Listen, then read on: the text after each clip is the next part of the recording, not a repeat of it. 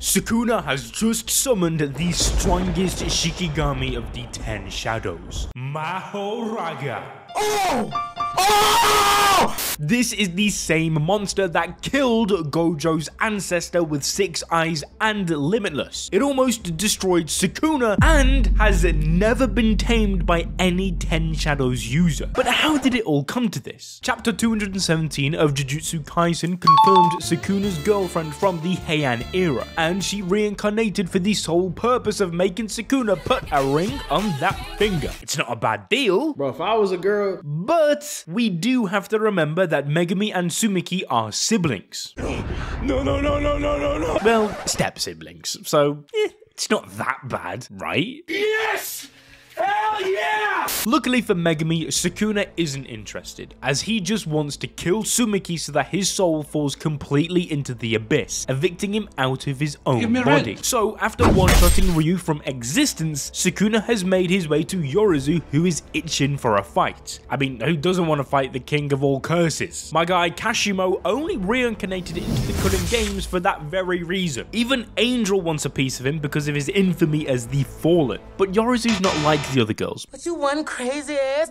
She's had a full-on crush on Sukuna since the Heian Era, and it seems that Kenjaku was playing the matchmaker by bringing her back. After all, she says that she recognized Sukuna despite his vessel's face because of her love. Both Yorozu and Sukuna have the power to revert their faces back to original, but they have the same line of thinking. Having their faces of their host is much more advantageous in the future. Remember guys, destroyed or not, Megumi is still officially the head of the Zenin clan. So using his face has the potential to give Sukuna access to even the upper echelons of Jujutsu. But it's interesting that Yorozu talks about Sukuna's appearance, because it is connected to none other than Master Tengen. Going back to Kenjaku's conversation with her in chapter 208, he found the appearance Tengen chose for herself amusing, but her face is quite similar to Sukuna's with multiple eyes. It's notable that both Tengen and Sukuna are known for evolution beyond human comprehension. But while Sukuna turned into a superior being, Tengen regressed to the point of totally losing her physical form. We can actually learn more about the relationship between the two through Sukuna's lore in the Nihinshoki and Kojiki, as well as why Tengen is a cheap copy. This is a story about a pair of twins called Prince Ousu and Prince Takeru that Sukuna is said to represent.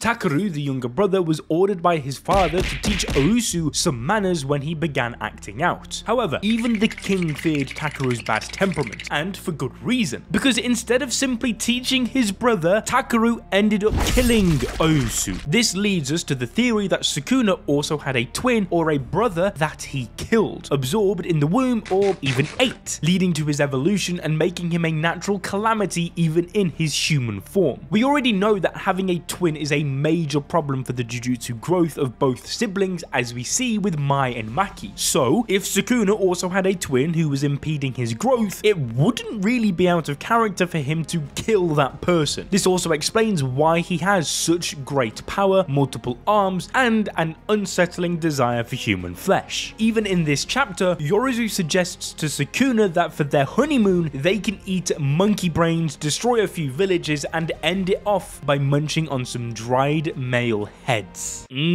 Delicious. What? This reinforces Angel's statement on Sukuna going against the laws of God, as all of this is taboo, thus earning him the title of the Fallen. But coming back to Yorozu, she continues with her rant, stating that Angel did not notice Sukuna's presence. The fact that she acknowledged Angel having a chance to recognize Sukuna implies that they all were close peers, although they all clearly had different ideologies. And do you know who else existed at the same time? Tengen and Kenjaku. For instance, in chapter 214, Sukuna mentions that Kenjaku does the creepiest things whilst fighting Yuji, who is the brain's masterpiece creation. Moreover, in chapter 206, Kenjaku reveals that Tengen is hiding something major, even calling her a friend. Thus, Tengen and Sukuna existed at the same time, giving weight to the theory that her evolution is just an imitation of Sukuna's, as both sought their version of enlightenment. But Yorozu, on the other hand, doesn't doesn't have grand plans like Kenjaku. She just wants to have a poetry recital at their wedding referring to waka or Yamato Uta. This is a genre of Japanese poetry which was common flirtation in the Heian era. On top of that, Yorozu asks Sukuna for a reward if he is alive after she wins their battle. Sukuna, being the king of curses, is perfectly confident that not only will he win, but Yorozu will also die in the process, which is why he simply says that he will give her everything. In fact, he even states that his own loss equals death for him, so she's free to do whatever she wants with his corpse. But this just makes Yorozu happy as she proposes marriage, to which Sukuna agrees, putting him under a binding vow. Yorozu doesn't even care about living and states that I am the one who wants to kill you and I want you to be the person to kill me. Having a few screws loose seems to be like a trait that the strongest sorcerers in Jujutsu Kaisen all share, no matter the era. Because let's just think about it, right? This guy, and even her. But this is in line with Principal Yaga's lesson to Yuji in Chapter 3. He stated the reality of being a sorcerer, telling him that they need to be motivated but also crazy because of how the Jujutsu world is. But Yorozu's crazy is on a whole different level, as she is not letting Sukuna have a cakewalk of a fight. Battling seamlessly at both close and long range, even against powerful Shikigamis with her cursed technique, which is the fully realized version of Mai Zenin's technique.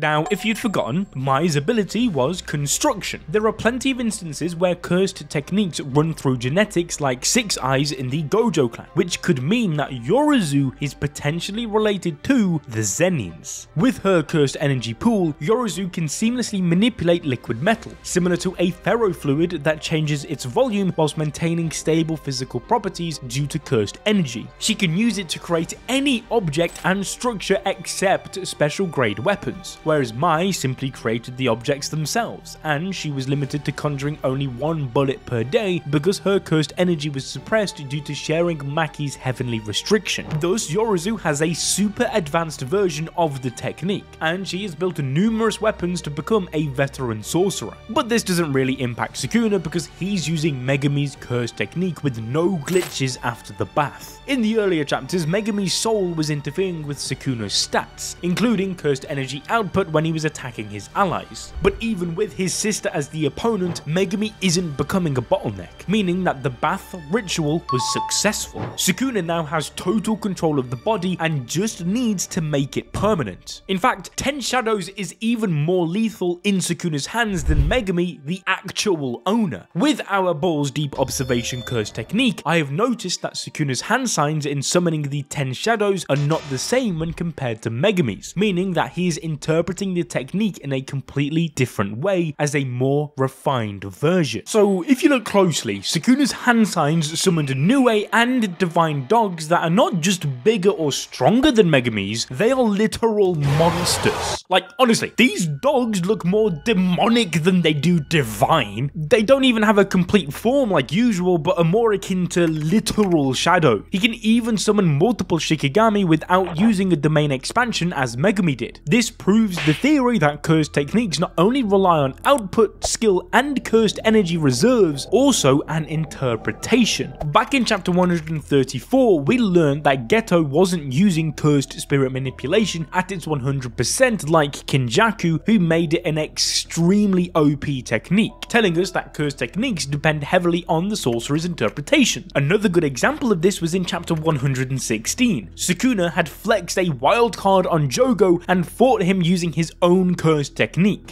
fire. He then kindly explained Jogo's inadequacy by stating, "You should have burnt everything you desired to a cinder without thinking." Sukuna went on to say to reach the height of Gojo, one must not worry about the future, rather they must have the hunger to fulfill their desire. This statement can easily be overlooked, but it holds a heavy meaning. Sukuna, who understands the true essence of cursed energy and Jujutsu altogether, is incomparable to Megumi, who has no guidance to learn his technique. He usually refuses to be taught by Gojo, and neither did he grow up in the Zenin clan, who are the original owners of 10 Shadows. Thus, Megumi truly doesn't comprehend the mechanics of his own powers, and he's still learning them all on the fly. Moreover, he doesn't believe in himself when he fights, which is why he can't envision a stronger version of himself, and in turn, this makes him unable to interpret a more powerful technique. For instance, Megumi's mentality of summoning Mahoraga was seen as a suicidal trump card rather than something to overcome and use in future battles. Megumi believes that he is weak, therefore he is. But on the other hand, we have Sukuna, who is confident, even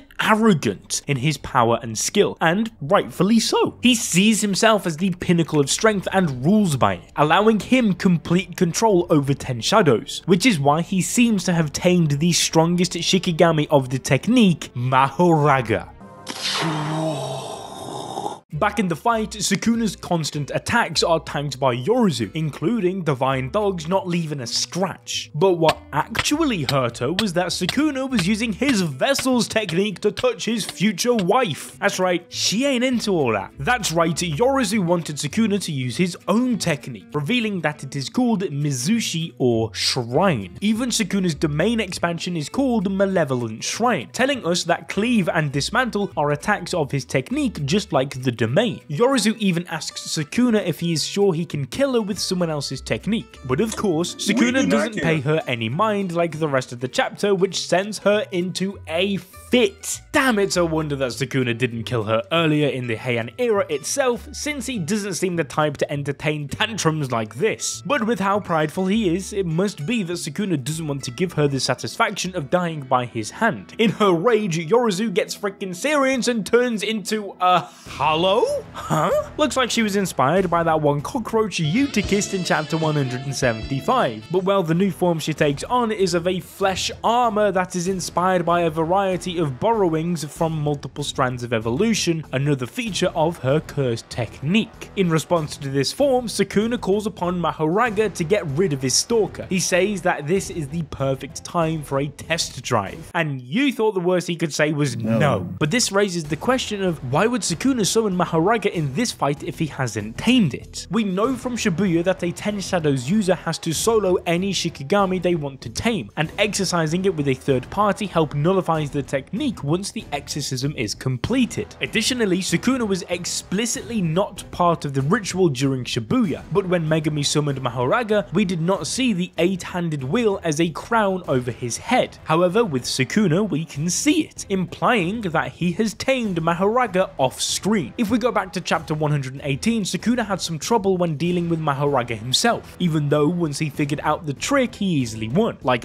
let's not forget that Sukuna stated Mahoraga would have killed him if he didn't have 15 of his fingers because of positive cursed energy, as well as adapting to any and all phenomena. But the fact that he deems that Yorozu will be a good test of Mahoraga can be seen as an acknowledgement of her skill as a sorcerer. This perfectly demonstrates the difference between the Heian Era sorcerers and modern day sorcerers, as most of them have incredible power and skills, like Kashumo and Kenjaku. It also shows that Sukuna truly respects the strong sorcerers of the Heian Era, the golden age of cursed techniques, and only mocks the weak people of modern day, except for this cannon fodder. Then again, Sukuna saying that he wants to test Mahoraga means that we can expect a Godzilla kaiju type of Shikigami. If he hasn't tamed Mahoraga yet, then it would be an insane showdown that will give special grade curses a run for their money. And talking about special grades, I feel that it's no coincidence that Sukuna and Yorozu are fighting in the same colony as Yuta and Rika, because Yuta and Sukuna at least have the struggle of marriage in common. What I meant to say is that since all the powerful sorcerers detected Sukuna's presence, there's a high possibility that Yuta will show up and interrupt this fight, which would be absolutely insane.